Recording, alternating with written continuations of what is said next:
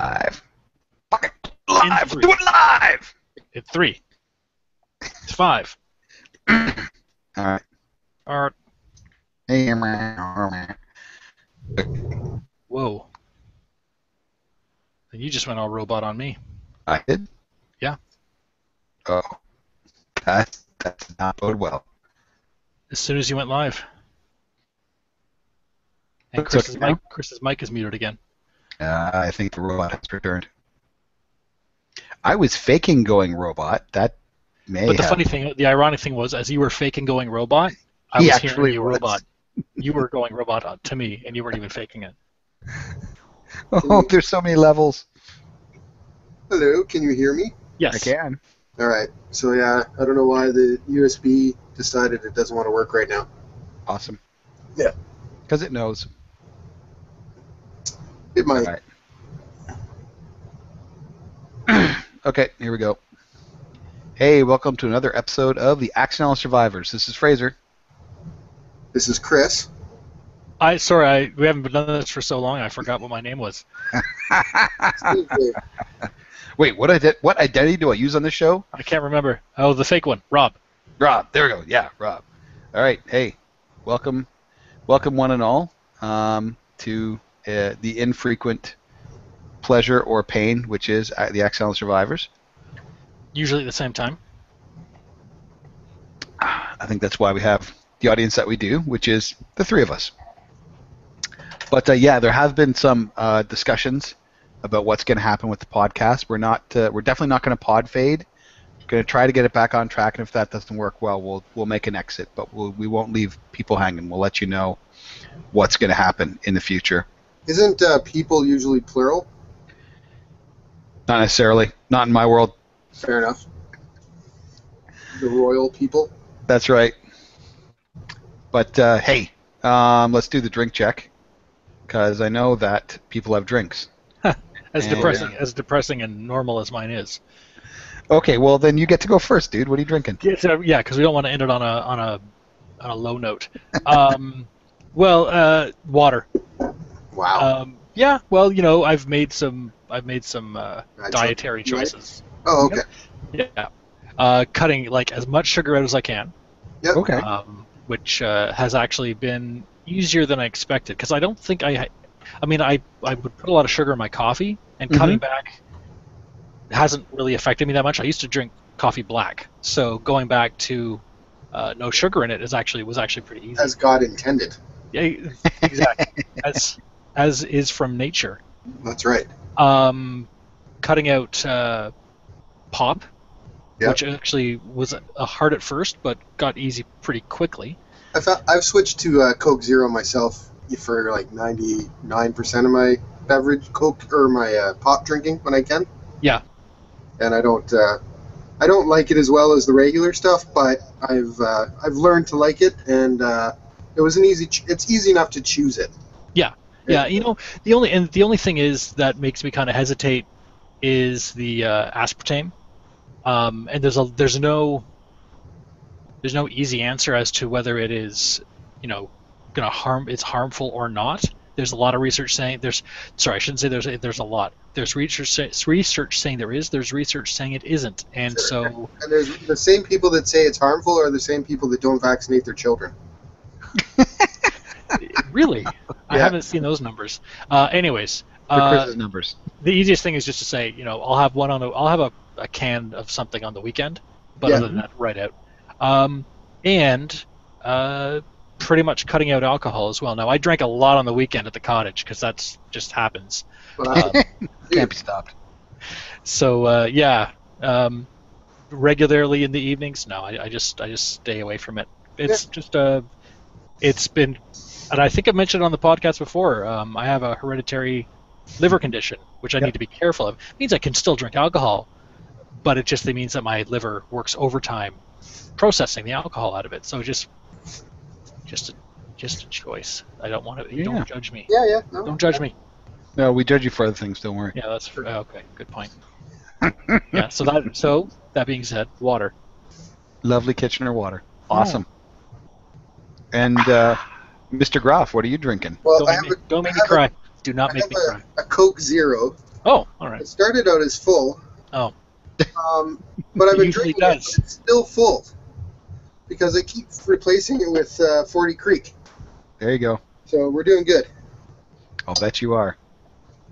I just started. The night is young. Well, it's funny that Rob mentioned the cottage because Are you drinking the taste of the Drinking cottage? Muskoka. I am drinking Muskoka Brewery. I am drinking Mad Tom, their unfiltered IPA. Cheers, Gary McMullen. That is a very, what's the word I'm looking for? Tart beer. I It's find. bitter. I mean, it's really hoppy, right? Yes. Like it has really high IBUs, international. They actually have this thing like international bitterness units. Yeah. Which were Chris Bullock on the podcast. He could explain to us in great detail, but he's not. So, I mean, this one, I don't know, it's like 60 IBUs or something like that. It's really high. Yeah. I really like it. I like this, and I also like Amsterdam Brewery's Bone Shaker from Toronto. Yep. Those are two really good IPAs. They're my favorite IPAs right now. I've discovered in the last maybe year or so that IPAs are not for me. You know what? I'm on the same page.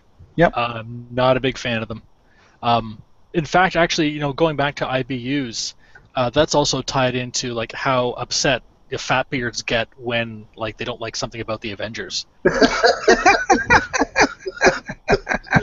The international bitterness units go off the scale. Or men's right activists about Fury Road. Oh, God. Hey, speaking of Fury Road, I have an idea. Tied that right in there. That was good. Well timed. What's your idea, Rob?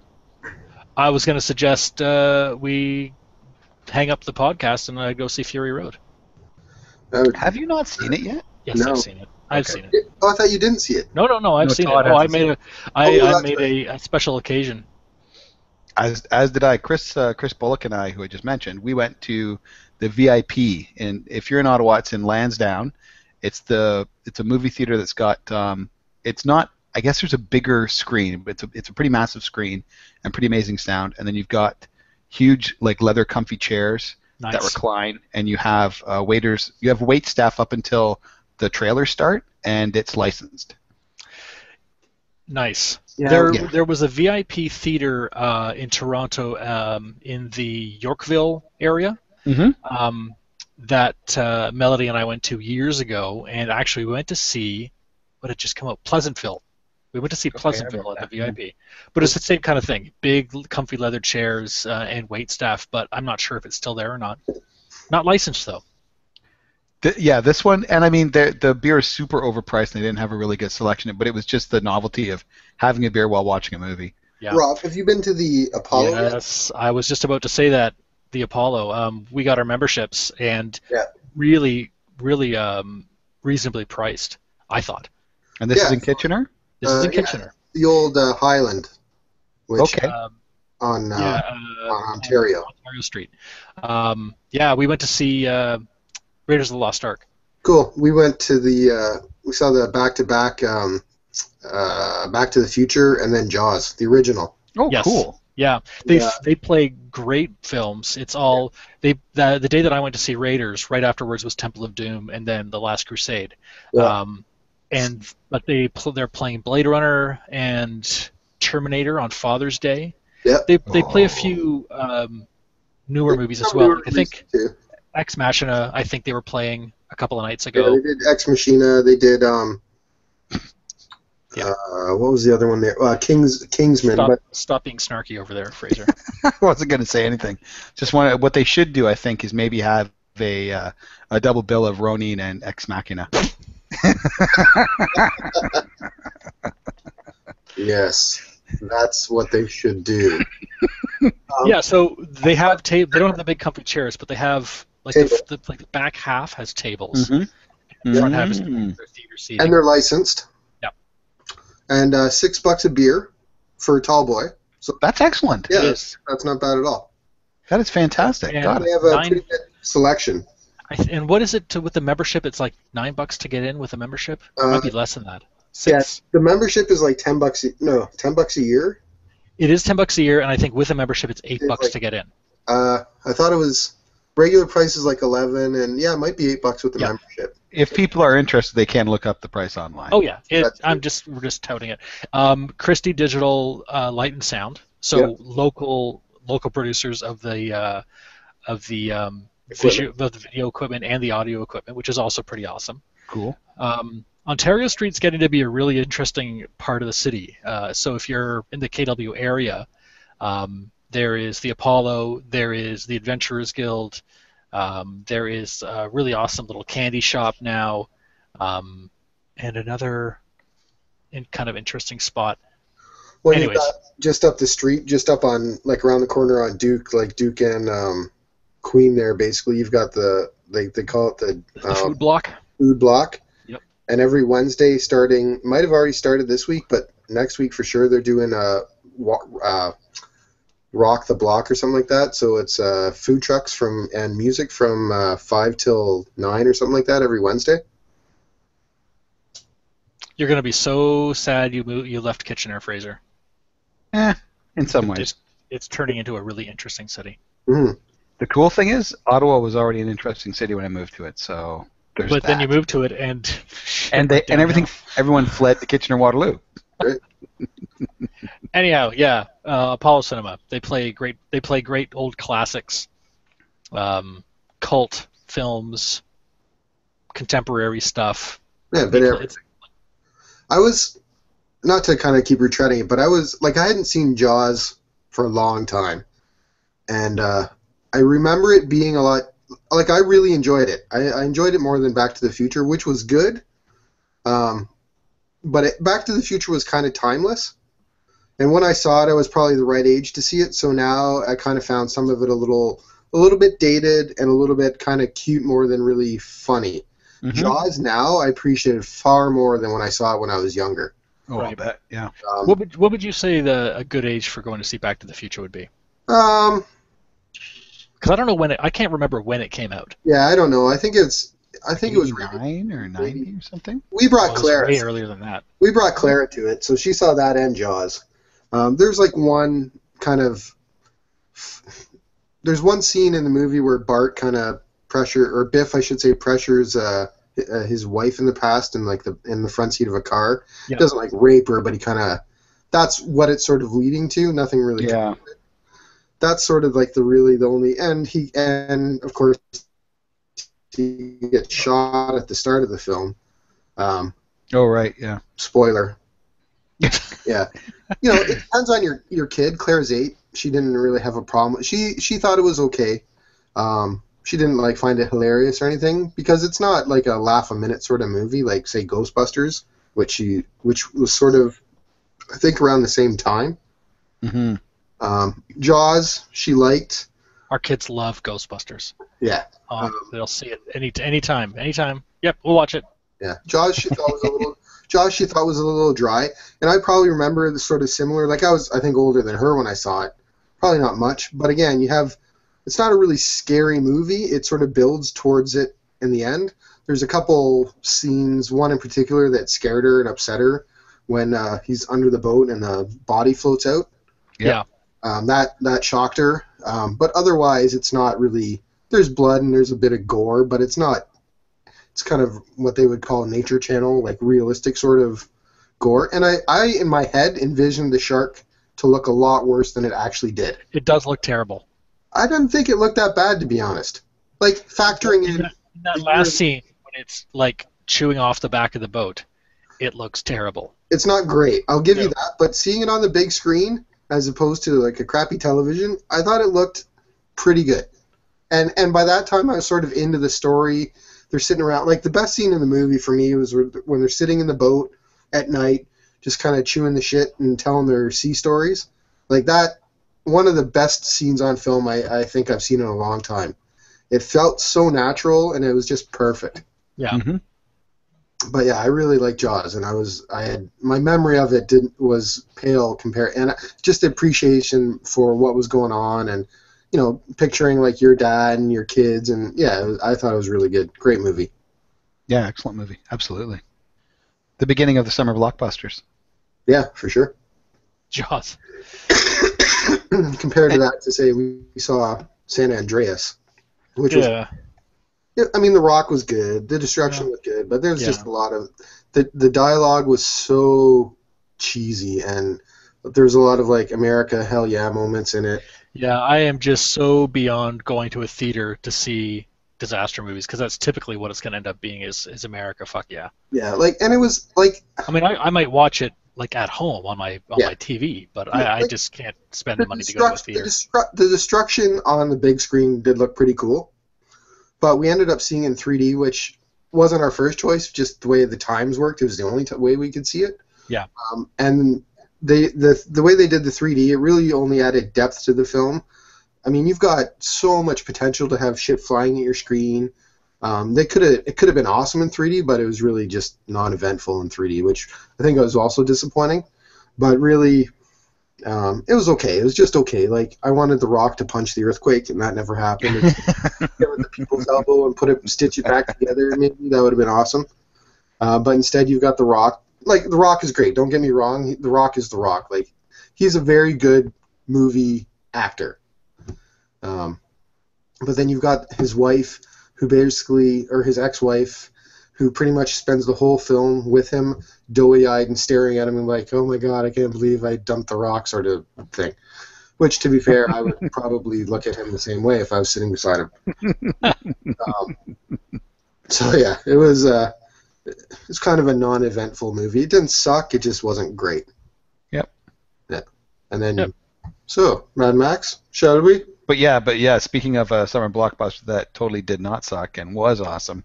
Fraser's been trying to segue into this for about 25 minutes now. Yeah. You guys have done an amazing job avoiding it. Oh, you know what else I saw? I'm going to punch you in the face. I've been watching Orphan Black. This season's been awesome. Mm-hmm. Well, shall we talk about Orphan Black? I think we should. This season really jumped up the background conspiracy stuff with. I don't want to spoil it too much, but like they've really pushed all the government and whatever the organization is hard, and really been making characters sort of work for it. If you follow what I'm saying. Yeah, I know what you mean.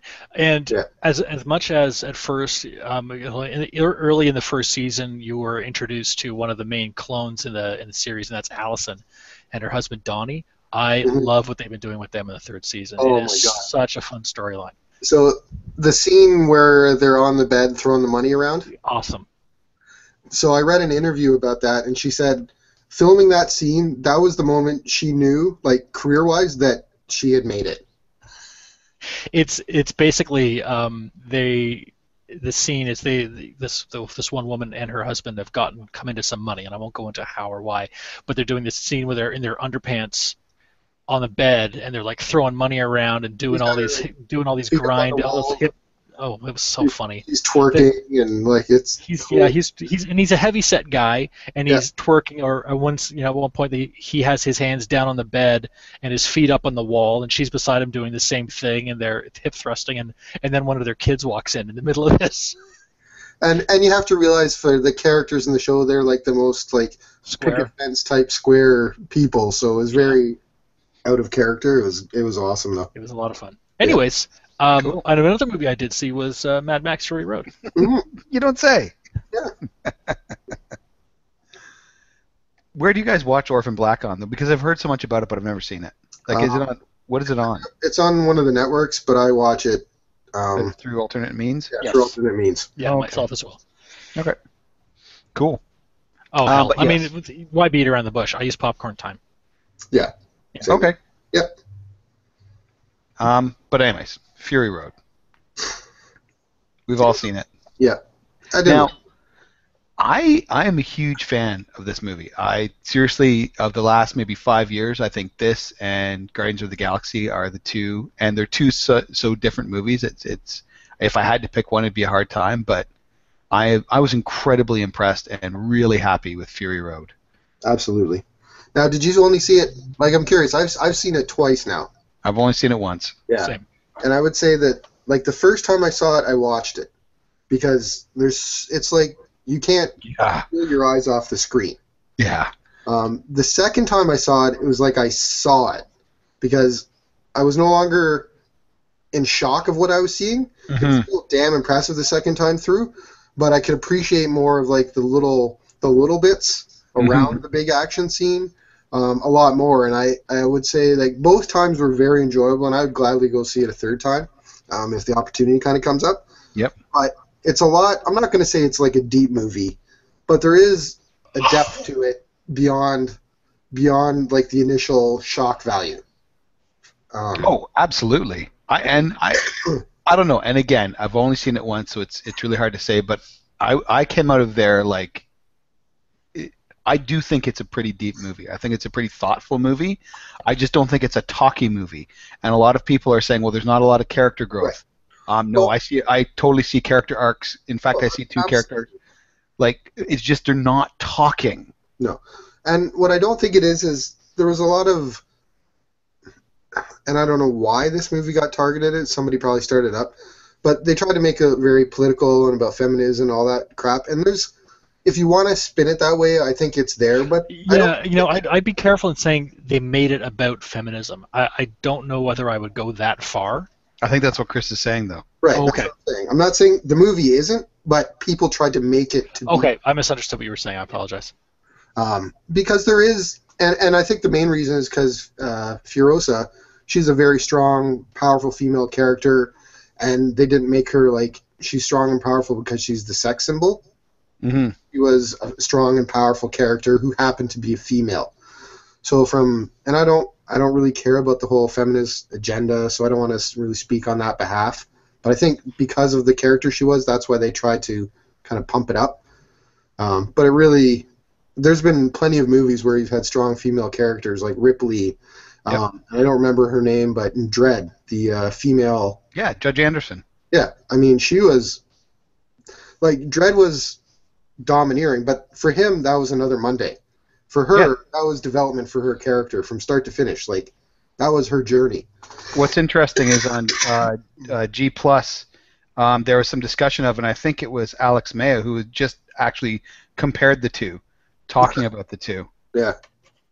And yes, and there were some comments on how Dredd compared to Fury Road and stuff like that. But it's true, and I think it's also interesting that in both cases, the main characters are not the main characters.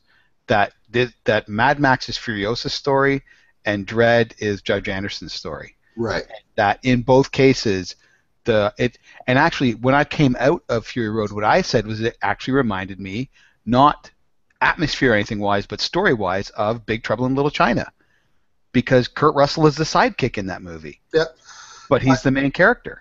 Yeah, the one thing I would say is a little bit different is that in Mad Max, without Max, I don't think the story would have drive. Because he's the one that forces them to kind of come back. Okay, so I think it would hugely have drive, except it would be a European ending instead of a North American ending. The European ending would have been the women going off into the salt flats and all dying. Right. Yeah, that's fair. But instead, Max, and this is one of the things that I think I may have put it in the review when I was writing about it, but one of the things that I found really interesting was the concept of Max as a sidekick, but completely essential to the conclusion of the movie. Because although he's useful and assists Furiosa, he's not essential until he comes and says, no, we have to turn around and go attack the Citadel.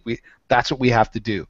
Well, at that point, he becomes essential to the conclusion of the movie and essential to Furiosa reaching her goal. And I think that would be a really interesting going forward, in that there's multiple stories with Max as a sidekick, who at a pivotal moment is absolutely essential for the lead character or for the main character, the character whose story it is, to reach their goal. Well, it's at that point where they hand off roles, right? Because until that point, Max is the sidekick. Yeah, he drives the truck and he kind of does this thing, but Furiosa is the one that's doing most of the action. Making the calls. And then once they do that flip, she is, at that point, it's not too far after that she's basically taken out of it, and then it's Max's right. movie.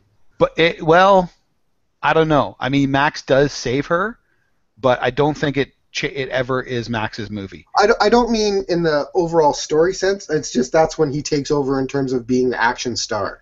It's almost like the roles flip, where and I guess that's what you're getting at, is that at that point when they head back to the Citadel, Furiosa takes on the role that Max had in the first half of the film, Right. where Because up until that, she's the muscle. yeah. She's the driver. Yeah.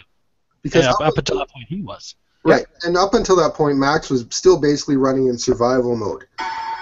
Oops, what the heck? It's not until he comes back that he's no longer doing survival. He's making that choice to influence the events around him. Which is interesting because I actually, in preparation for this, I actually watched Mad Max Beyond Thunderdome again. Yeah. Because it's the only one of them that I don't watch on a regular basis. I watch Mad Max, the original movie, all the time. I watch Road Warrior all the time. I've got copies of both of those. They're real touchstones for me. But Mad Max Beyond Thunderdome I hadn't watched very well. Fury Road is definitely Road Warrior turned to 11. Both story-wise, character-wise, visual-wise, and action. Like everything that was good about Road Warrior is mirrored in Fury Road, but done better. Absolutely. Yeah. Well, I mean, yes. I was just watching Road Warrior last night or the night. Yeah, last night I started watching. Didn't quite finish it. But it's even the sort of the pacings of the movie are very similar. Yes. And you're right. Fury Road takes that and dials it up, but budgets were bigger. There was a lot. Yep. Oh no, understood. Why? I think there's still a slight edge in the. I don't want to say the purity because that sounds really cheesy, but there's a certain charm that Road Warrior has that Fury Road. It doesn't quite have the same charm, but it compensates for it in other ways. Well, I think the charm comes from the simplicity of Road Warrior. I mean, even going back as far as Mad Max, where they had a budget of like $50,000 or something like that. Mm-hmm. Yeah. And even if you look at the difference between the two, there's Mad Max is really it's simpler, but it's really gritty. And then I don't know whether you lose a bit of that, but then you jump up that an enormous budget for Road Warrior. I don't think was it enormous? It was bigger. Compared to that, Yes, compared to exactly. Mad Max. Yeah. I'm curious. It was a normal action movie budget as opposed to for that time. Exactly. Yeah. Yeah. And then if you skip over Thunderdome, which it was a good movie in its own right, but not quite the same feel. And then you look at the difference between Mad Max and Road Warrior, and then you look at the difference between Road Warrior and Fury Road. You almost get the same feel. I mean, it's a much more exciting movie. But it loses something going right back to Mad Max again, which was charming, I guess. Is what I'm trying to say. It's a much more charming film. I think it's a more personal film, is how I would define it. Yeah, maybe that's it. I think, and the thing is, there are three such different movies, but they do follow a progression. Mad Max is a drama with action. Mm-hmm. Road Warrior is pretty much drama action. There's a lot of action in it, but there's also a lot of drama, as in, and drama's wrong, because Fury Road has a ton of drama.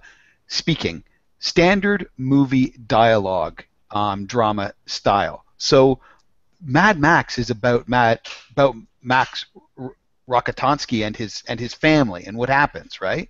There's very little of the highway carnage and everything. It's at the beginning and it's at the end. Right. And in the middle is a story about how Max kind of gives up, loses his partner, gives up, and tries to escape with his family, only to have his past catch up with him and turn him into Mad Max. Road Warrior, it has three different action set pieces in the middle of Max struggling with what he's become as opposed to what he was. Whereas in Fury Road, once Max meets up with Furiosa, once that truck starts moving, it never stops. There's a very slight quiet period when they but I mean the truck is still like moving. It's until the truck is done and they've met the women warriors that the movie stops being that chase thing and turns around and becomes an assault on the Citadel. Something that we haven't really seen before. But also the character in Mad Max, the progression of the character, it's a standard a bog standard character arc in Mad Max. Road Warrior is a little bit different. But in Road Warrior, he never gets out of survival mode. Everything he does is to try to get something. He doesn't do anything completely selfless. Even taking the rig is because of a promise that's made, and he didn't have a choice in that. After he lost the interceptor, he had to go back to the camp, and his only way out was accepting the job running the rig. Right. And in Fury Road, he actually makes a selfless decision. He has everything he needs to continue on. He doesn't. He goes after Furiosa, turns her around, and says, listen, the only way you're going to get what you want is by doing this. I think that is much more Mad Max than it is Road Warrior. I think that the drama in Fury Road is much closer to Mad Max, whereas the action and the set pieces and the visual aesthetic is Road Warrior turned up to 11. So it's a synthesis of the two. With that in mind, the selfless act, if I'm not mistaken, he does something similar in Thunderdome. When the one group of kids take off into the desert, they leave really early and before anyone's awake, and he goes out and chases them down and brings them back. Exactly. Yeah. And the problem with Beyond Thunderdome, having watched it very recently, is there's too much camp in it. There's humor in all three movies. It's very muted in Fury Road, but there's humor in all three movies.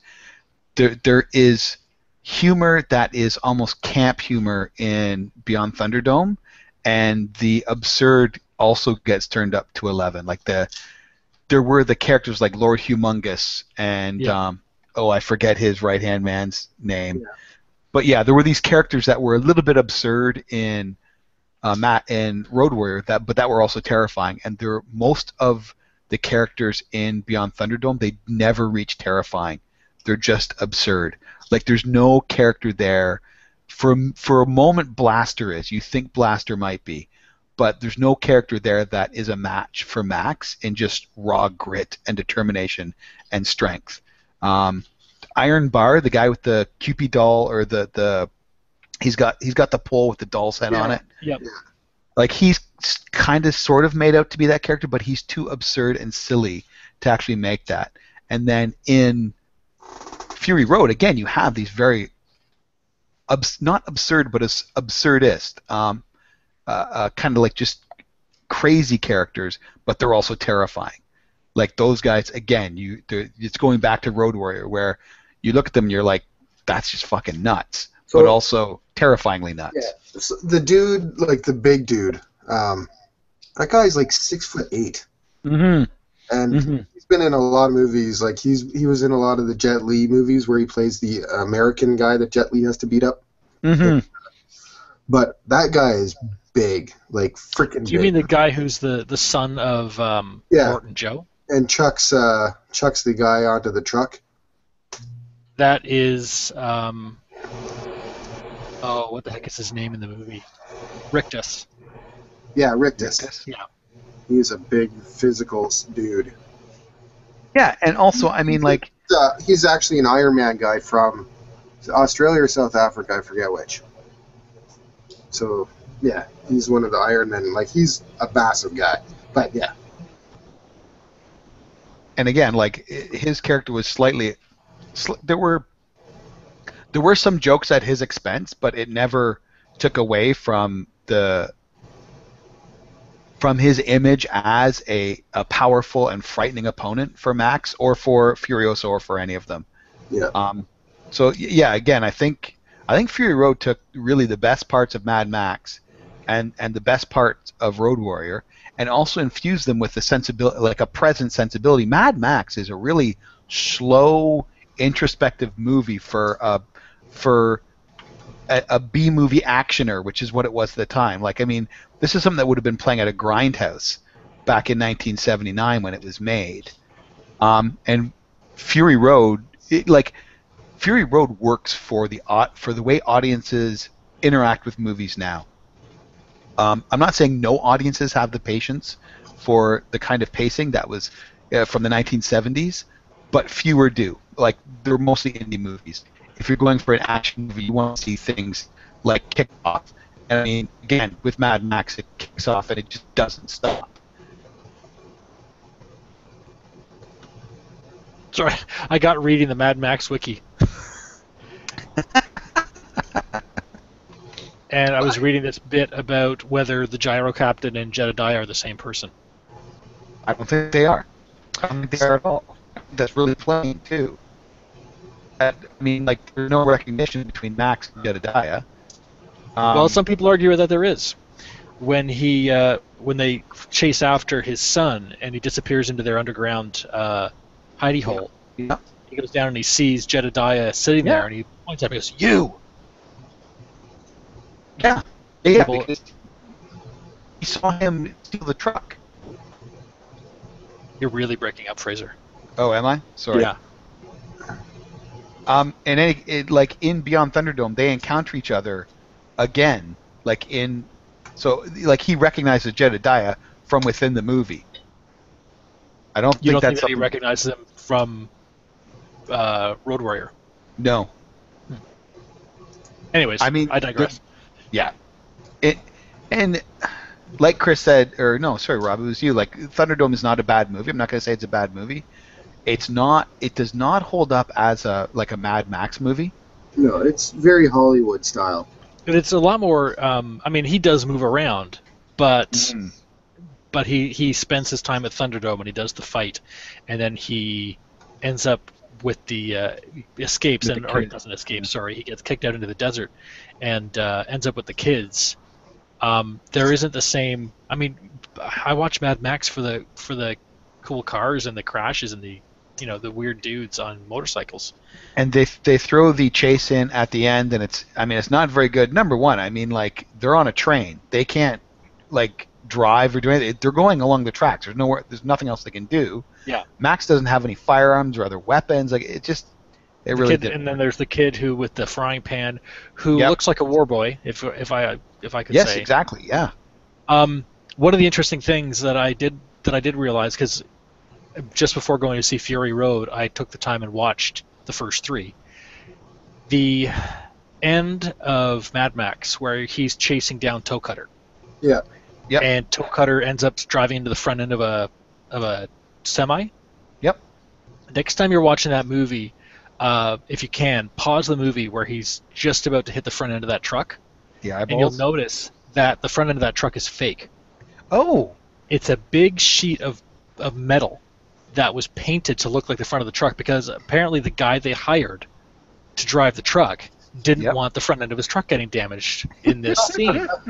So George Miller? Is it George Miller? Yep. George Miller hired, or didn't hire, but got whoever was on the crew, the art team, to paint up this big sheet of metal that looked like the front end of the truck.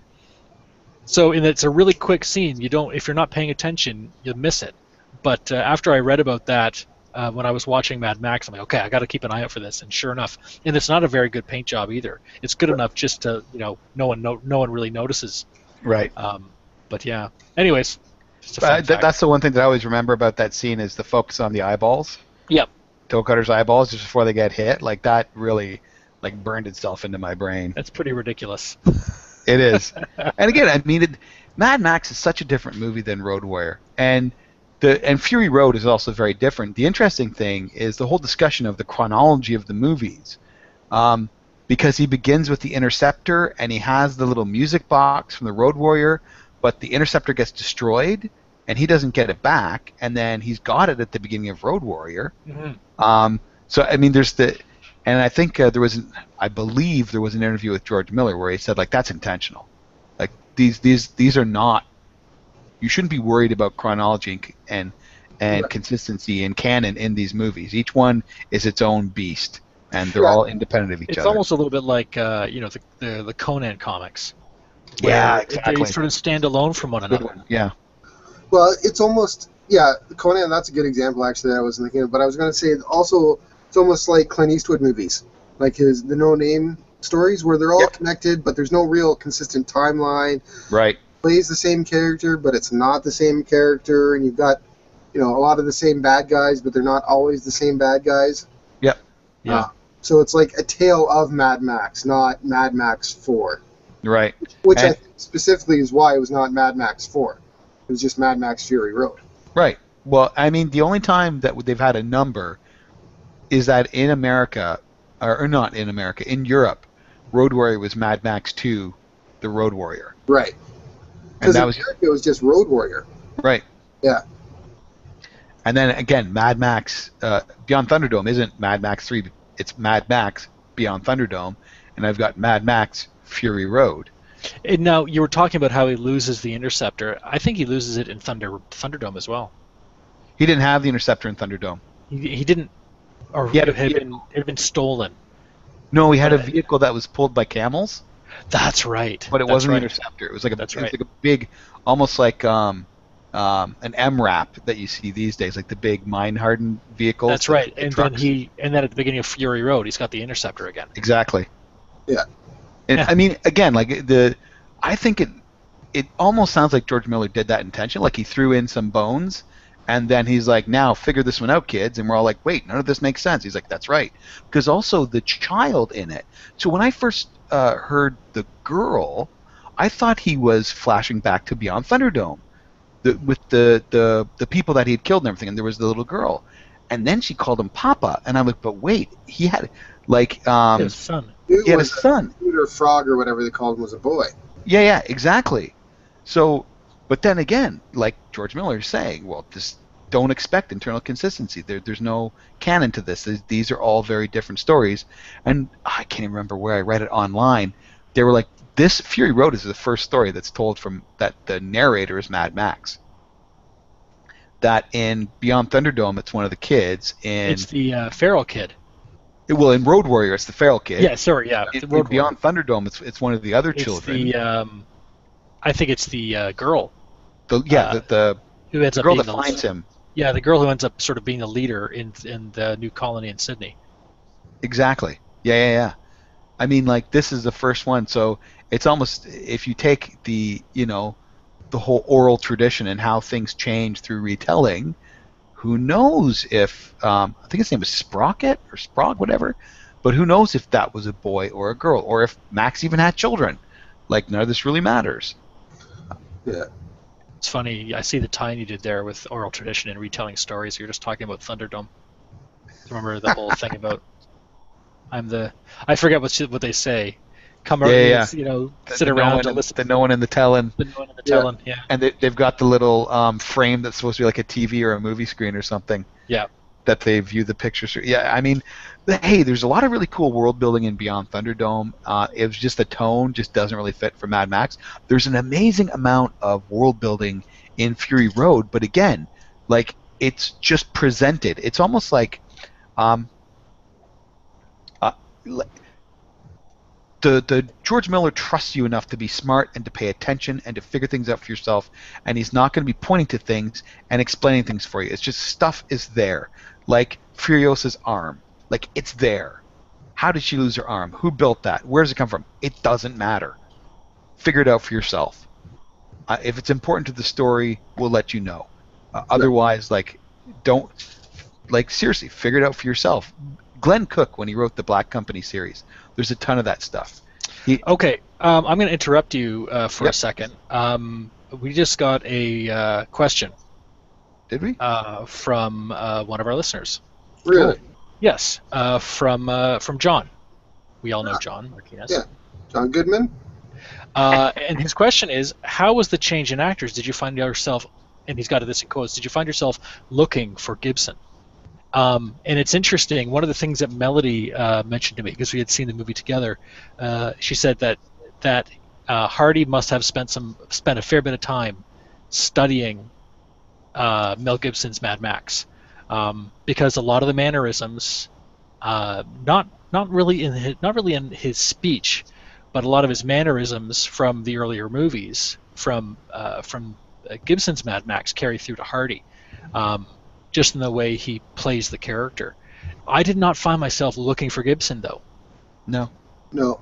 I'll say, so I've been a big fan of Tom Hardy stuff since the first time I saw him, which was probably Inception, and then realized who he was, and then remember seeing him in other things, like Bronson, and doesn't matter. He's like a chameleon. He's one of those actors where he doesn't come across as Tom Hardy. He comes across as whatever character he's playing at the time. But it was kind of interesting. I remember reading an interview with George Miller, and they were talking about, like, if they had done this movie originally forget how many years they started talking about it. They wanted Mel Gibson, and when he wouldn't do it, they basically the next pick on the list was Heath Ledger, which I could totally see. Oh, absolutely. Yeah. Because the one thing that Mad Max brought, and which was what George Miller commented on, was, or not Mad Max, but Mel Gibson brought to Mad Max, was that he can look serious and crazy at the same time. He has an intensity that says, I'm nuts, but at the same time there's like a, I don't know, you almost trust him. You trust that his insanity will pull you through. And he said Heath Ledger brought that, and he said that it wasn't again until Tom Hardy walked into his office that he found another actor that could bring that same sort of intense crazy to the screen. And, I mean, I don't think there'd be too many people that argue that Tom Hardy didn't bring that kind of, that same sort of intensity and yet still that craziness to the screen. Right. So I didn't miss Mel Gibson at all, but again, I'm a fan of Tom Hardy, so I'm kind of... I like Tom Hardy. I wouldn't say that I'm necessarily a fan of his. I like what I've seen him in. Have you seen Bronson? Bronson? No. Fantastic movie. The other one you should check out is called, I don't remember if it's Warrior or Warriors, plural. It's like it's a MMA movie with him and his brother. Okay. Not his real brother, but in the movie they play brothers. And it's, sort of that fighter last chance to kind of make a name for himself. Right. And he has to fight his brother, who's Tom Hardy. Well, Tom Hardy's character. Fantastic movie. Well, what I was going to say was a little bit like how they work it with James Bond is, again, if I go to see a James Bond movie and it's and it's a new actor, right. I don't go in and I'm not looking for the previous actor who played James Bond, because I know that it's just it's a serial. And we were just talking about how Mad Max sort of does the same thing, and I don't know whether it's just a question of not caring knowing that it's Tom Hardy playing Mad Max and not really caring, or sort of understanding that these movies don't have that kind of connection and it allows them to have that freedom. I think it's probably more likely the fact that I knew that Tom Hardy was going to be playing him. I think I didn't. At no point did I find myself thinking, how is he going to stand up to Mel Gibson's Mad Max? Yeah, and probably because Mel Gibson's Mad. I was glued to the screen the whole time. It was like a 2-hour action sequence. But the nice thing, and I've seen other movies that have done the 2-hour action sequence, and some do it well, like The Raid, for example, and Dread. Dread's another one. This would be another one, because they give you just enough moment to breathe, and to remind you that there's action going on, but there's also a story happening. Where there's other movies that are nonstop action, and it gets lost because you don't really. There's nothing but the action. I can't think of one of the examples right now. But they're definitely out there where there's just too much action and there's no really reason for the action other than we need more action. There's nothing that drives it forward other than one. It's like a ring of like a row of dominoes falling. This movie gave you breaks, and those are important because then it allows you to catch your breath and sort of focus, and you don't quite know when the next scene's going to kick off. So you're anticipating it, and that's what makes it powerful. And I'm going to say that Mel Gibson could not have been in this movie.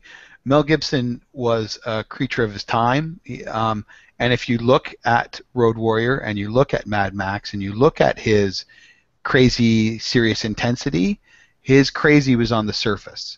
It was the same thing in Lethal Weapon. There was never a point where he could internalize that. Whereas Tom Hardy is a very, very subtle actor. Yes. And that's what was absolutely crucial in this movie, because he didn't have a lot of dialogue that he and Charlize Theron both had to provide a huge amount of characterization and emotion, and they needed to provide inner dialogue about what was going on their faces. There was no other way that they could provide that to the audience, and Tom Hardy can do that, and I'm sorry, Mel Gibson cannot. Mel Gibson needs dialogue, and it's almost like stage acting versus movie acting, where in stage acting you need to be broad because a lot of people in the theater can't can't see up close. You need to do these broad brushes, and that's what Mel Gibson does. Whereas Tom Hardy, it's like everything's being done in close up. Like I don't need to go wide. I can keep it really, really small, and people will see it. Almost all of his emotions in Fury Road are incredibly tight. Like it's a tremor on his face. It's a slight. I mean, the wink and the thumbs up that he gives the pregnant girl at the one moment, that's as broad as he gets in the movie. Even when he thinks that Furiosa is dying, he's intent on getting something done about it rather than freaking out. Whereas Mel Gibson would have had wide eyes and he would have been gobbling air and everything. Like it would have been apparent that he's in distress. Whereas with Tom Hardy, just the very slight change of his movements and his face and everything is enough to trigger the fact that Max is still super cool, super in charge, but he's in distress because he's actually concerned right now. Right. And so I don't think Mel Gibson could have done this movie. I'm honestly glad that the Mel Gibson era is over because I think the Mel Gibson era does lead us into Beyond Thunderdome.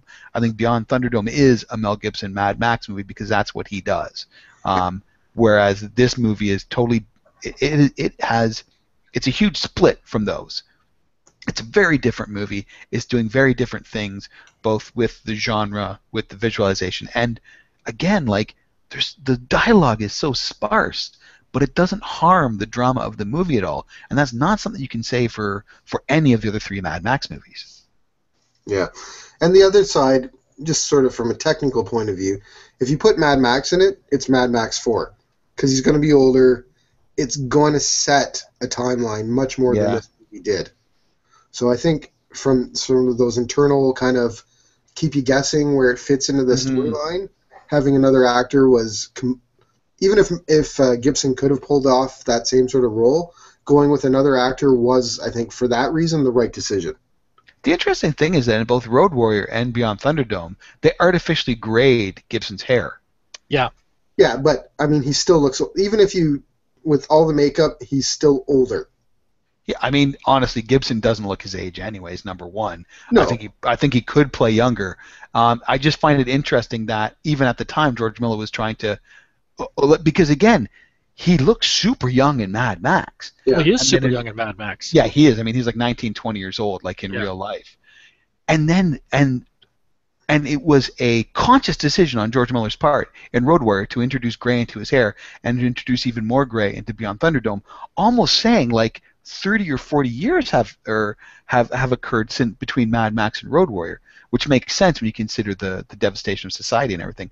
But then you go to Fury Road, and if I recall correctly, I think there is a little bit of gray with Tom Hardy, or maybe I'm just misremembering it. I don't recall the gray. I remember, I mean, they had the iconic jacket. Yep. And the leg brace. Yep, and the interceptor and the music box, yeah. I don't remember the music box. Yeah, it was very simple scene. Is that right at the very beginning? No, it was with the girls in the truck. Yep. It was total fan service. Wow, because it's the music box he gives to the feral missed that kid. part. I absolutely I was like, as soon as I saw that music box come out, I was like, okay, this means something, and then it doesn't, and I'm like, oh, geez, okay, fan service. That's interesting because he gives that to the feral kid. Right. Exactly. In Road Warrior. Yep. Right. Yeah, and then the kid takes off with it. He doesn't see it again. There's so many different things, like the kill switch on the truck is basically the same thing that Max has in his interceptor, and then in the vehicle that gets stolen in Beyond Thunderdome, and it's all the same thing. Like, and it's the kill switch that you need the driver to turn off, right? Mm-hmm. Like that's one of the things that he was required for in the Road Warrior and again in Beyond Thunderdome was they needed him to turn off the kill switch.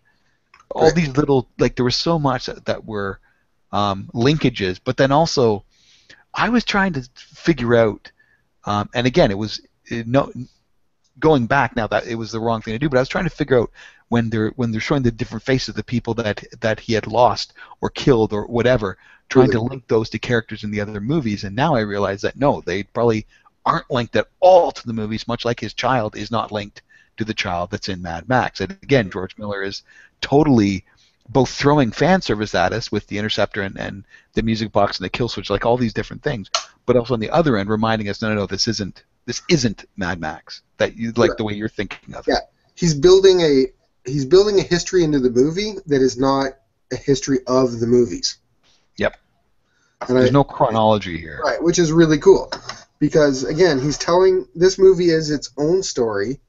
It plays into the other stories, but it could sit alone. This could be Exactly. It couldn't be the first one. It could be Mad Max 2. Like chronologically, it could easily be Mad. Why couldn't it be the first one?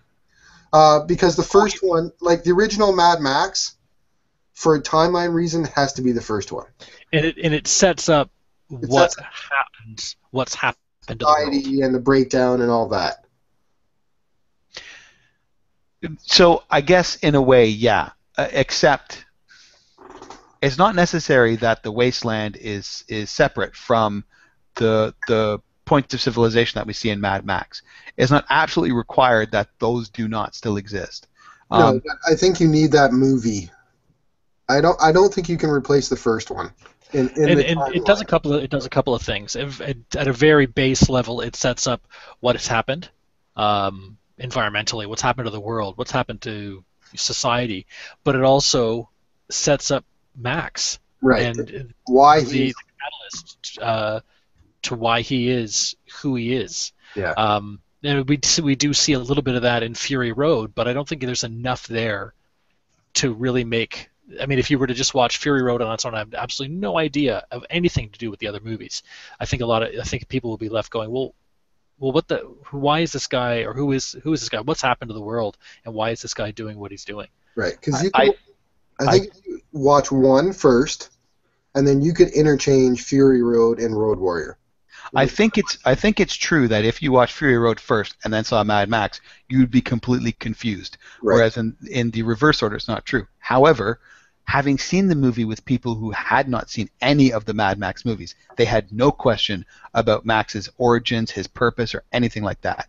That George Miller did a really good job boiling down the point of Mad Max into this is a survivor, which is obvious from everything that he does, and he's haunted by his past, including the loss of a child. But That's all I'm in there. Curious for the people that never saw it, yeah, that they had no idea of who Mad Max was. They didn't. Okay. They didn't. One of them. Saying, I never saw Star Wars, but I would still know who Darth Vader was. I mean, I don't know whether Mad Max has the same kind of. Yeah, I don't think it has that kind of. Maybe not quite, but yeah. Not outside the geekosphere. I do agree that if you never saw any of the other ones, Fury Road does stand on its own. But I'm just saying, if you saw the other ones, I don't think there's any question that the original Mad Max has to be the first one.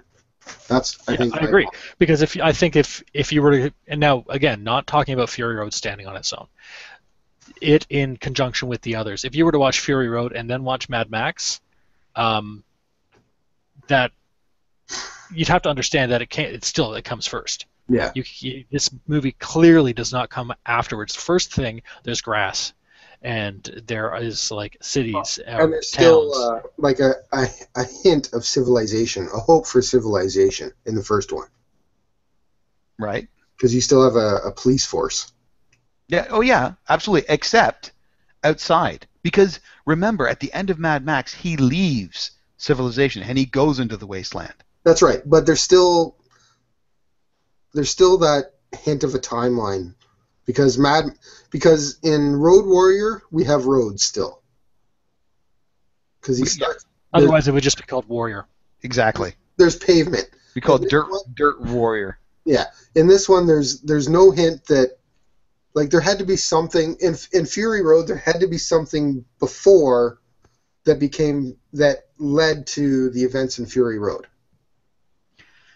Now, I will agree it's easier to place them that way, both the age of the actor and everything else, but also, I mean, like, okay, in Road Warrior, at the end, the people are going to someplace that they believe is going to be like the civilization that we saw in Mad Max. They believe that they're going to an area that still has civilization and safety and order. Whether And that's true or not, well, you we see don't it know. at the end of that film. You see it from their point of view. Right. You see the ruins of Sydney, and you see them in some kind Beyond of Thunderdome. shelter. Oh, In right. Beyond, God damn it. in Road Warrior, they're in that caravan, right? That's right. And also, I mean, John Mad is Max. suggesting that the movie would actually be called Dirt Road Combatant. Yeah, he actually made a comment, and this is our one listener, that he was going to say, I was going to ask that, will those that have never seen the other films be lost? I don't think they would be lost. Not at all. No.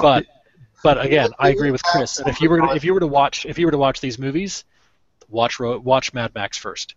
It just helps set up what's happened. And To be honest, if you're introducing someone that has not seen any other Mad Max movies to Mad Max now, I strongly suggest showing them Fury Road.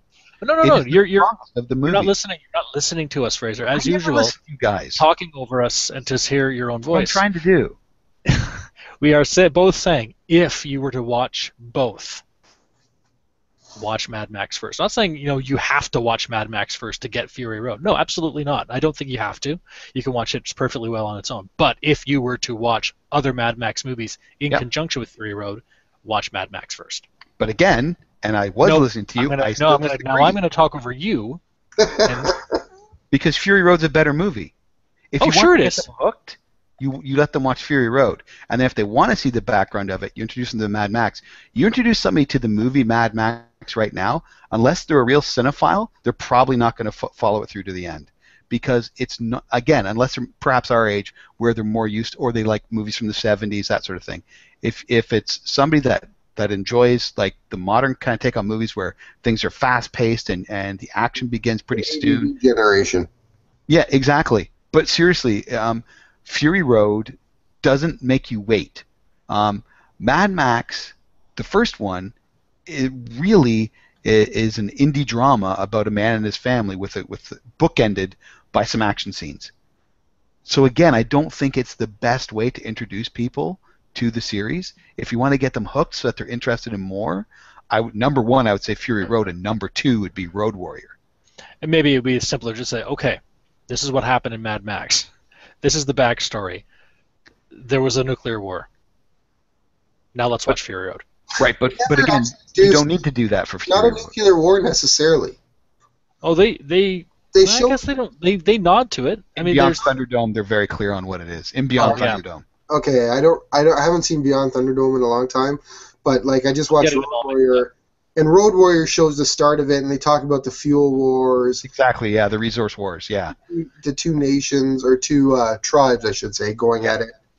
And they show like battleships firing back and forth, and I don't riots in the streets. I don't recall if they show a nuke. They show big explosions going off. I think they show like footage from Bikini Atoll. Like all the footage from the beginning of Mad Max is mostly like World War II or 1950s, which again is a very interesting choice. It's almost like the way Fallout does it.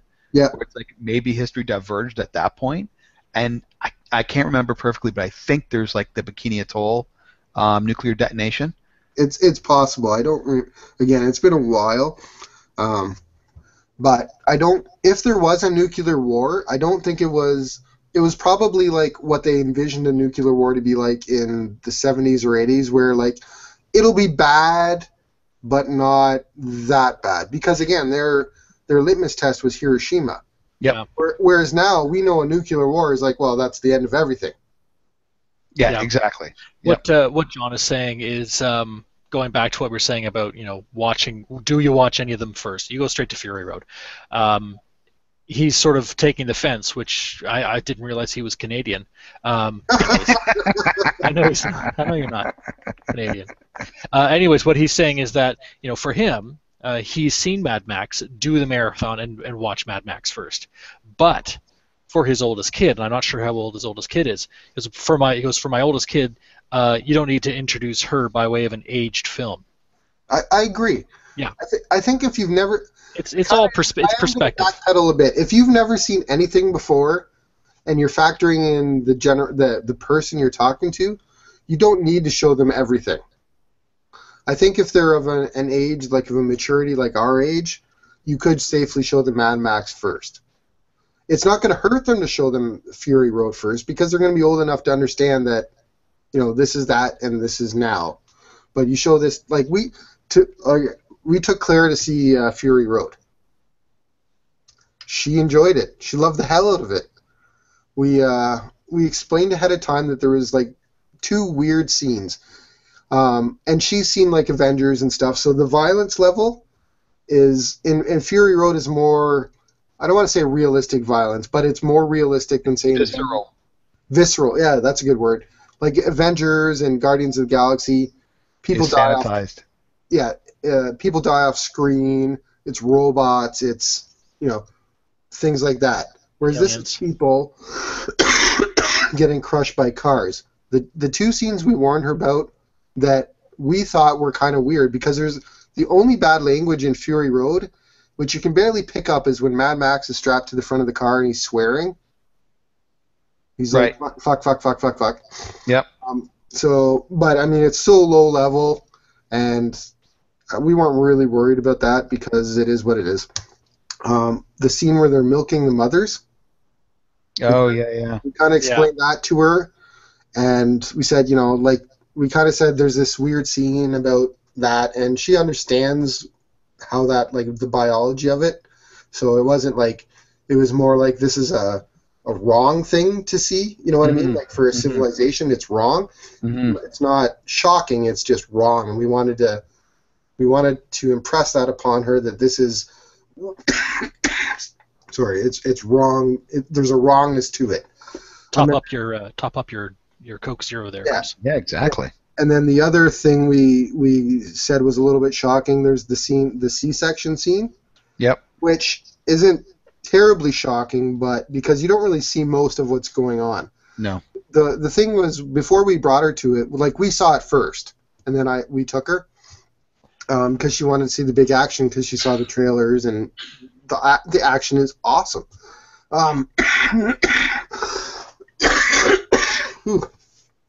There's the C-section scene. So we looked on IMDb. I think it was on IMDb or one of the other sites, said that the guy eats the umbilical cord, which he doesn't. I don't recall that. Yeah. No, he just kind of flips it around his fingers and wraps it up, and then that's the end of the scene. You see him grab a knife. You see the baby a bit, like the feet, and then the umbilical cord. Those are the 2 sort of knowing her, the scenes that would sort of disturb her. And the other one that we didn't really mention it to her, but she was very concerned about the pregnant lady and what happened to her. Yeah.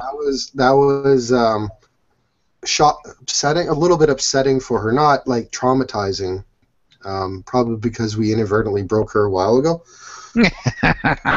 But she was worried about her, like, honestly worried about her, and we said, we kind of prepared her for that.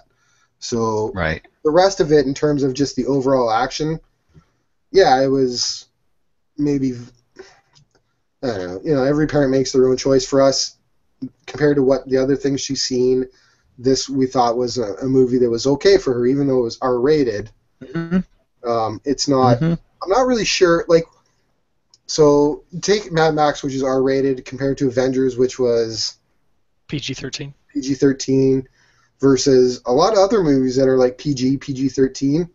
Yeah, there's a lot of sort of over-the-top violence in Mad Max.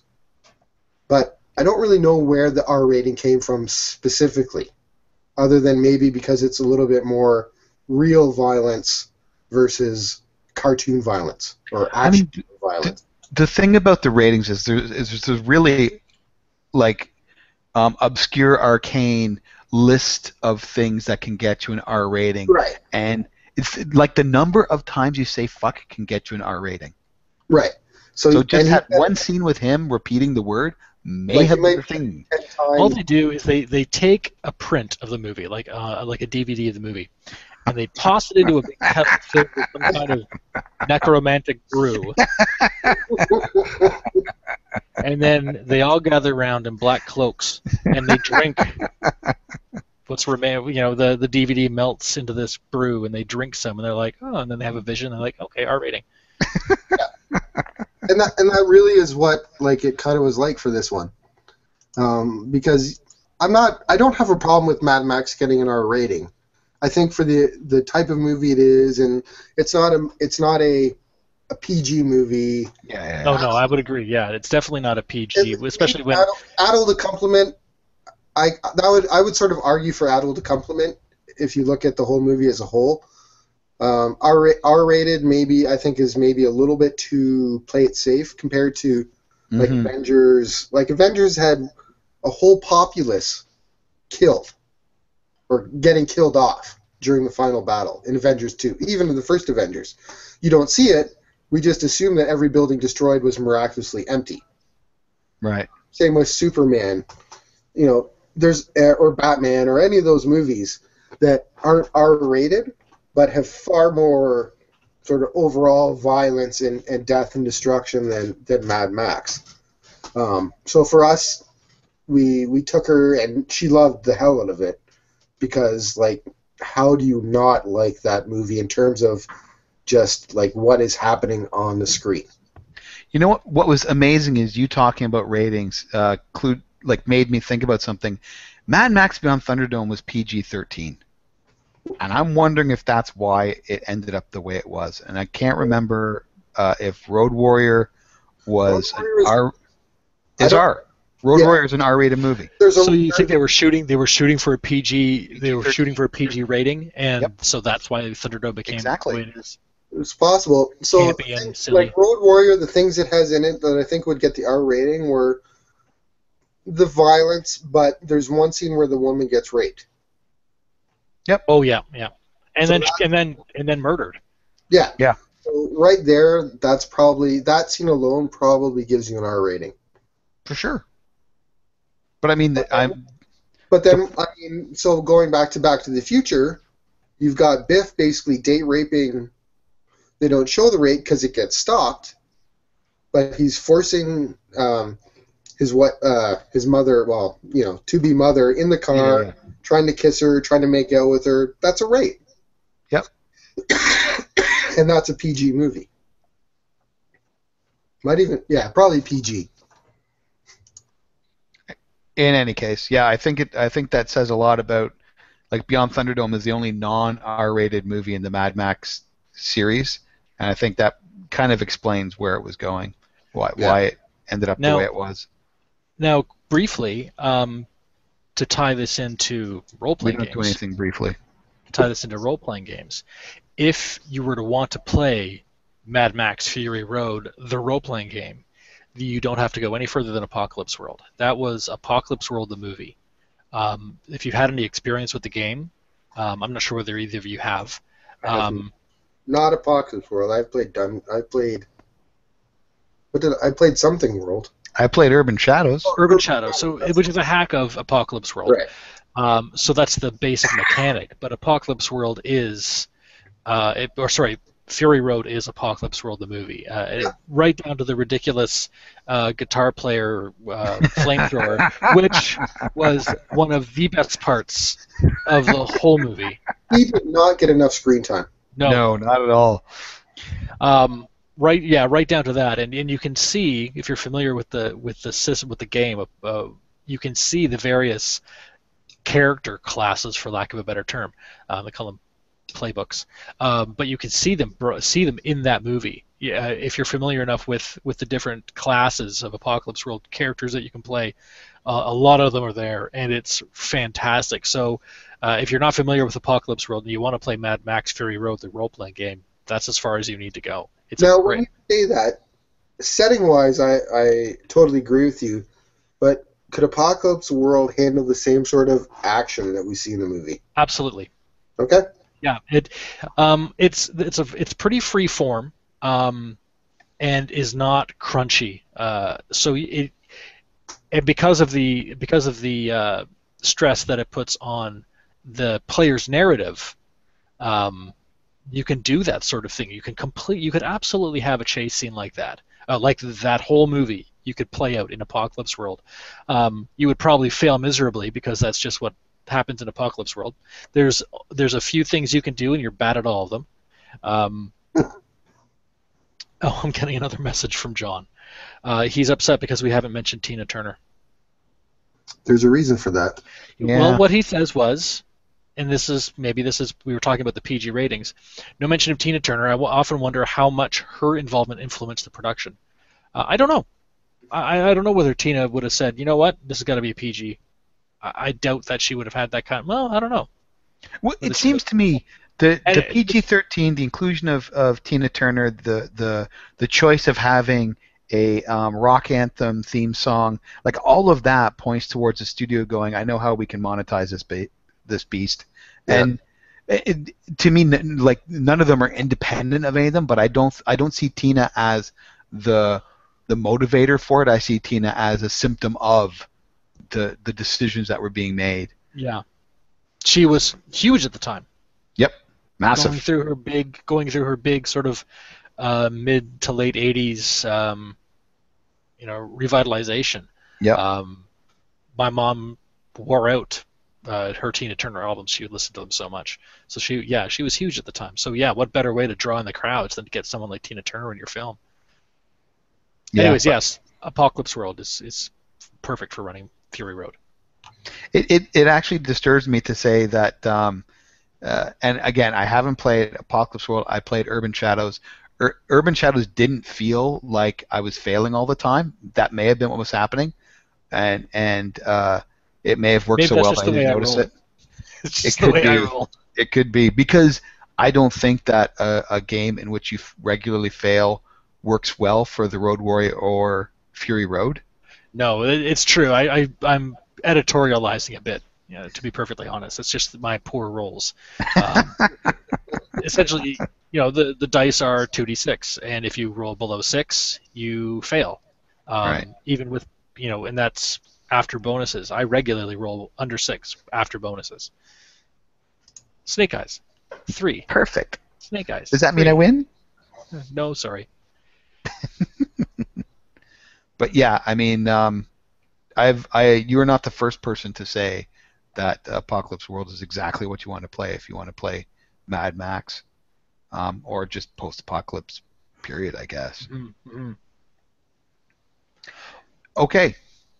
Um, There was so much more we could talk about with this I movie. know that's the thing. Like, Some things that I just don't feel comfortable getting into because I just don't feel strongly enough. No, that's not right. I don't feel like I know enough about those topics to be able to talk to them. We'll leave that well, to I mean, we'll leave that to the if you smarter people. like what, like the feminist, Oh, or the men's right backlash or whatever. exactly. And you know what? It's both. It's a question of me not feeling comfortable talking about it, and I just don't want to get into it. For me, I don't care. Yeah, that's kind of There's so many. if they're There's so many ways people are trying to push agendas on things right now over social media, on top of things that really don't need it or don't draw for it. It's exhausting. It's boring. Yeah. The whole movement. I'm not trying to downplay the significance of sort of or of the idea behind it. I think that the overarching goal is something that's worth kind of striving for, like any of them, like getting rid of racism or any of that. But you have these sort of micro factions that are pushing it beyond the point where they're actually benefiting the cause. And I think that kind of is what happened with trying to, make Mad Max to be a feminist movement or a political movement or whatever bullshit movement that they're trying. It's a fucking movie. It's a good movie, and there's positive notes about it. It's got a kick-ass female protagonist. Yeah. So Let's just have fun. And yeah, just have fun. Not everything has to be a cause. No. And again, I'm not like you. I'm a little bit flabbergasted that there are individuals that are upset about this movie. It's saying that it denigrates the Mad Max tradition. Where again, this is Road Warrior Tournament to 11. You really need to rewatch Road Warrior. He is not the prime instigator or motivator in that movie. He is reactionary in almost all the ways that matter, and the warrior woman, who's not given a name, is his equal the whole way through. Yeah. Now, the difference is that she dies in Road Warrior, and she doesn't die in Fury Road. That's the big difference. And I think that's part. I think part of that is a modern storytelling thing. Like to kill Furiosa off in this current age would be difficult. It wouldn't be difficult, but it's smart not to. Yeah, it's smart not to. But I mean, it's her story. It would be difficult to do and sell that to a studio. I don't think it would be difficult to do it all and sell it to a studio. I think it's more difficult. The fact is, it's more difficult to sell a movie with a female as the prime motivator of action, as the protagonist, and it being her story. Now, again, you can do it in this because it's Mad Max and you're George Miller. Right. But if you had said, what I want to do is I've got this post-apocalyptic action movie, it's going to cost a huge amount of money because of these crazy visuals. It's about this woman that was basically an indentured servitude who basically frees a bunch of rape victims from this crazy guy. That's not going to get made. Max. They couldn't make Mad Mildred. No. Like it couldn't be made. It's Australia. It would be Mad Matilda. Mad Matilda. They couldn't do that unless it was a Disney Family Channel movie. And then she would only be slightly cross. That's right. Frustrated Matilda. Oh no, that's the Family Network. Yeah. Or the whatever, the Oprah's network or something. But no, I mean, like, there's the O network. There you go. So the interesting thing I think about Mad Max is, in most of the movies, maybe not all of them, is that he's just kind of the gravity that holds everything else together. He exists and continues on, where stuff, he's almost like one of the Four Horsemen, because he comes into a scene and all this shit happens around him, and he moves on. Like, that's what he does. And the first Mad Max, he sort of kicks that off, but in all the other ones, he touches people's lives, and he causes an effect in whatever the certain situation is. He embetters them in some ways, but really, like, he could. And so in Fury Road, he leaves. Furiosa's in power. That may last a day. We don't know, and it really doesn't matter. He did his thing, and now he's moved on, and he moves on to whatever other sort of storyline he runs into. He's kind of like just sort of like an elemental sort of force of nature. He is like the human post-apocalyptic littlest hobo. Yep. And it's also interesting that Beyond Thunderdome is, again, the only one where we actually see the results of Mad Max's actions. In that, in Mad Max, after he's done with his revenge, he drives off into the wasteland. In Road Warrior, he's left at the end in the wreckage of everything, while the people from the camp, from the refinery, have moved on without him. But we don't know what happens to them. In Fury Road, again, like you say, he walks away from Furiosa. We don't know what happens. Does she even maintain power? But in Beyond Thunderdome, we're given a glimpse of the future to show specifically what happens to the kids that he saved. Yeah. And the other thing in Thunderdome is there's a hope for society in Thunderdome. Yep. Like we're shown that. It's shown that at the end. Right. Yeah. And not only so there's the hope for the good society, but even the Bartertown is showing a society that has a good intent. It's broken, like everything. Seriously broken. Seriously broken, but everything kind of in the Mad Max world is broken. Yeah. It shows that they're trying to build something, whereas in Fury Road, again, Immortal Joe has built this very broken society, but he's not really doing it for the betterment of the people. He's just on a massive power trip. Neither is Anti-Entity, though. Well, and I agree with that she is sort of in it for herself, but she's still providing a sort of, I don't know. Do you remember the rules in Bartertown? Well, she's providing. Whether it's good or not, she's providing somewhat of a stability. Yeah. So is Immortan Joe. Well, he's basically the big difference between Immortan Joe and Anti-Entity is Immortan Joe is a rapist. Well, that's the big difference. And he's basically, well, I guess she is too. I was going to say he's a megalomaniac, but she pretty much is. Yes. The rules of Bartertown is that the strong dominates. If you have a disagreement over a contract, you go into Thunderdome. Who wins in Thunderdome? Right. Smart guy? No, the guy who can beat the shit out of people. Yeah. Okay. I guess that's true. I was just thinking. Again, it's been a little while since I've seen it. I was thinking she was a little bit less of a despot and a little bit less of a megalomaniac than a Morton Joe.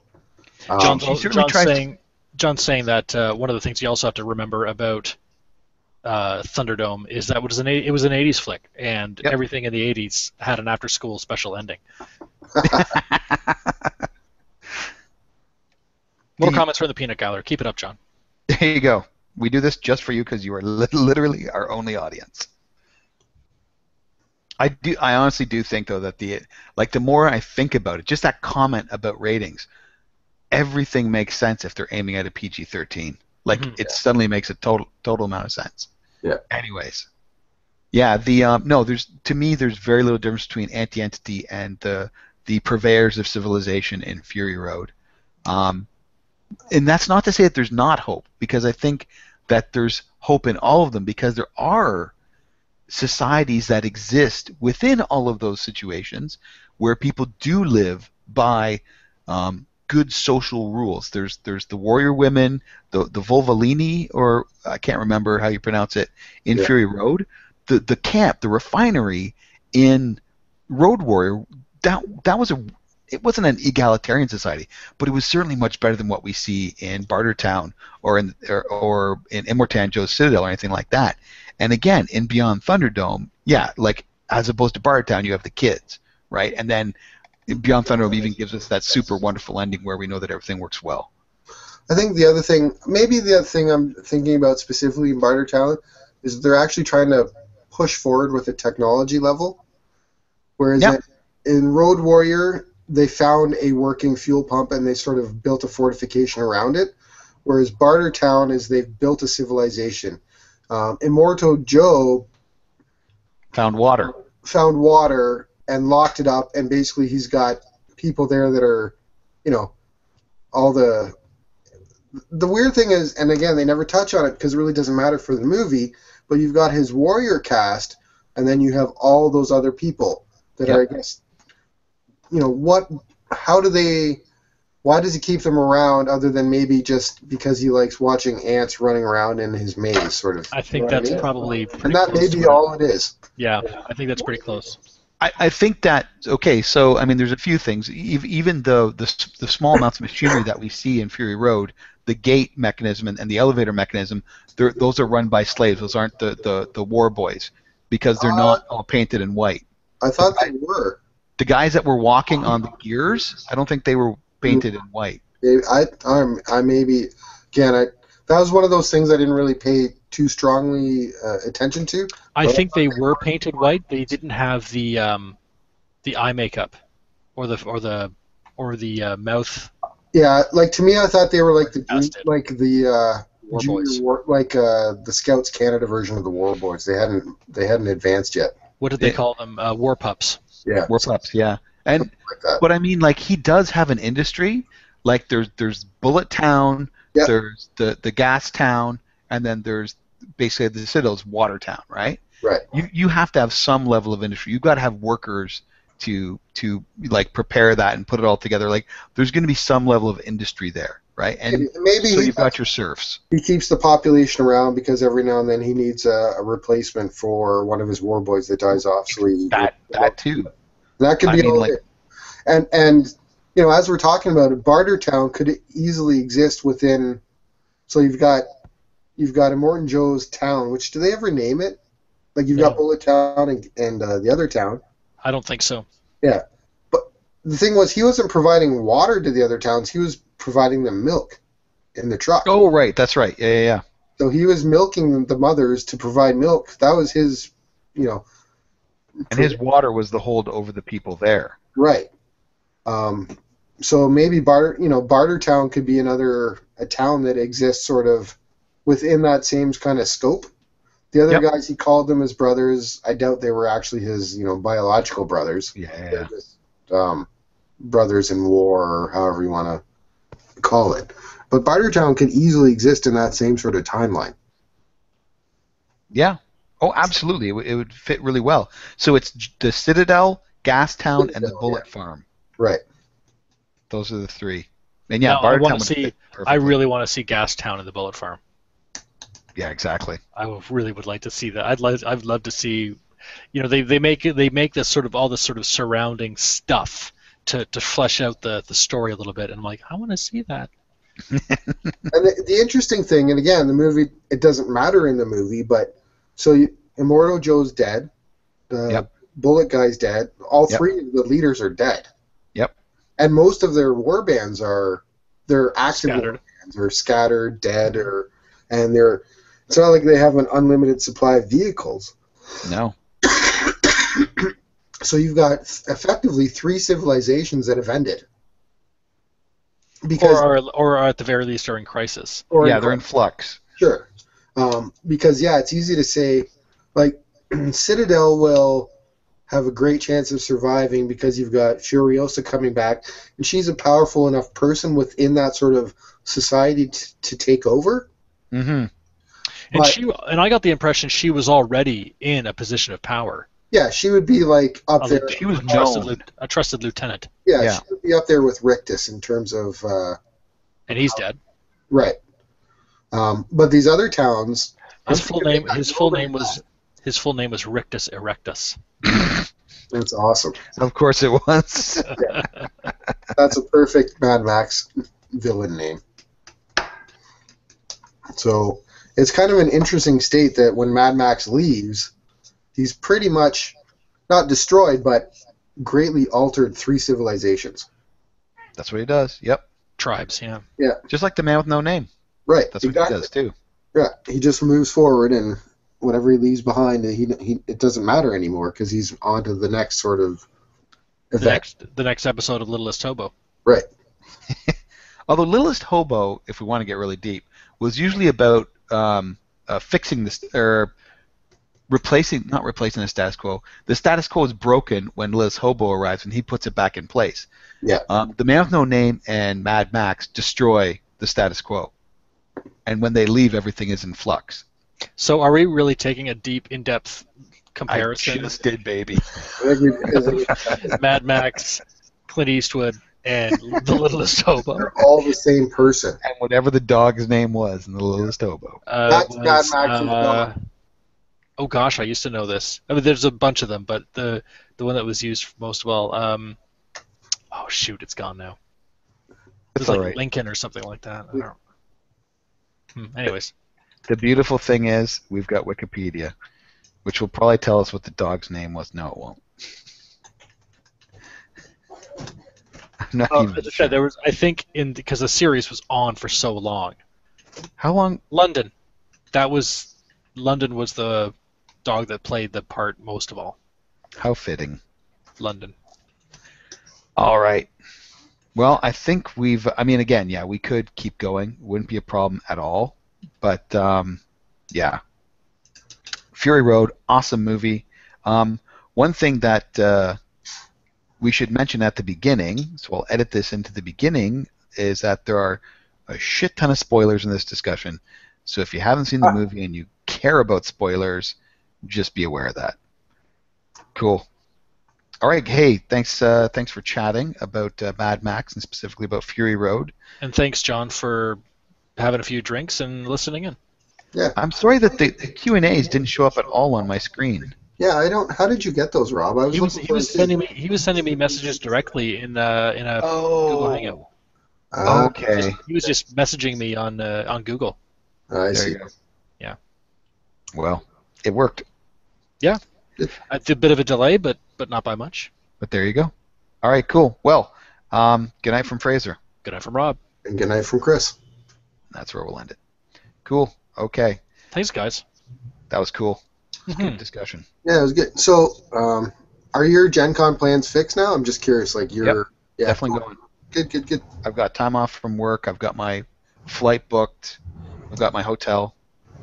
I'm running Nefertiti Overdrive 4 times through the Independent Game Developers Network. I've bought shares in their storefront or whatever, so I'm going to be selling the books there as well. So Nice. Cool. Yep, it's solid. Has anybody else from like any of the other Ottawa crew going? Nope. Nobody's going. Kieran's not going to be there. Rob Kieran- Justice is not going to be there. Like, Oh, I think someone's going to win your game. Not even there to play. exactly. The only person who's still there is Rebecca and Evan. So Yeah. we're going to Well, get they together live. for a Don't they game. live there, right? Or nearby? No, they have family there. Yeah, Oh, she's okay. got a grandma or something. Yeah. I think shoot, what's his name? Is also going to be there. Victor Wyatt's going to be there. Victor, yeah, thank you. Victor's So going to be there. he's actually going to be in one of my FTD Overdrive games. Oh, yeah. And I've got a couple of other games that are running on the side, and if he has time, he's going to join that too. What I about got one. I think a couple of the podcast guys are going. Yeah, what about oh shoot, not Peter, Petra, Dave, is it? Petrie? Petrie. Oh, Jason Petrie and I. Petrie. Sorry. Actually, he was the one that got the hotel room, so I'm bunking with him. So he's going. He's going, yeah. Cool. We'll have a good time. Well, we'll probably be. It's going to be we'll like be seriously, talking it's going to be before then. totally different. Like it's not going to be. This is going to be very much a business one for me. Just the number of games that I'm running, and then I've got 2 seminars I'm going to be a part of.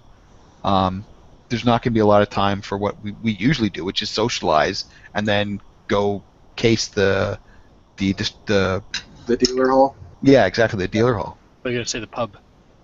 Well, that too. I won't be able to do that either. Jeez, I think. Why would you go? Well, yeah, I know. It's very much a work one, and it's going to be interesting to see how much I sell, and if this ends up being at all worthwhile to do. Like, it might not be worthwhile to go except as a fun social activity. Yeah. That's a possibility, in which case, I'll just be waiting to see if other people are going before I throw my hat in again. Yeah, not to put this on a down note, I'm kind of, for a number of reasons, I'm glad I'm not going, but it's good that I'm not going because my dad's in pretty rough shape right now. Oh, I'm sorry to hear that, okay, Chris. I'm sorry. He's got bladder cancer. Oh shit. No. It's spreading out, and he's in the hospital, and it's basically today he was in there, and they pretty much said if they did nothing, like right now, he might have 2 days to live. Jesus. Yeah. Oh, good God. It just kind of, I mean, he's had an issue for a while, but it wasn't like a big deal, and then just kind of over the last couple months, it suddenly became a huge deal. So, anyways, Yeah. I'm kind of glad I'm not going to Gen Con because Yeah, for sure. we don't know, it's weird saying this, but he might not see Father's Day this year.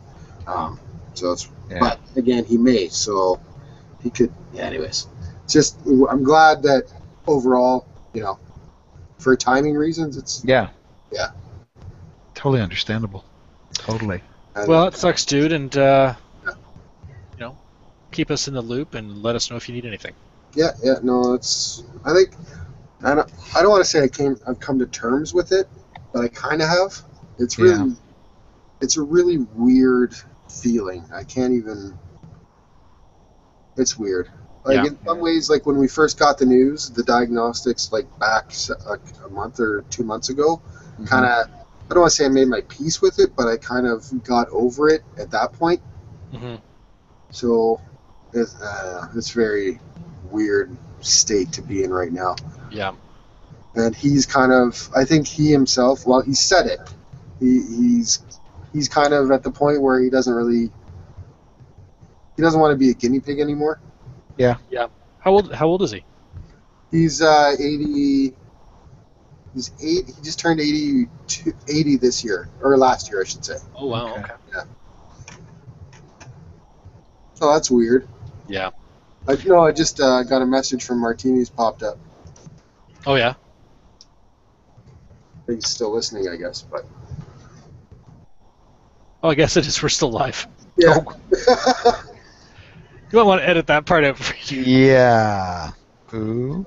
Yeah, anyway, so that's what's going on in my life, other than normal stuff. That's the new stuff. Yeah. But Right. anyways, probably call it a night. Yeah. You bet. Early morning. Have a tomorrow. good night, guys. Take care. Talk to too. you again soon. Bye. Bye. Cheers. Cheers.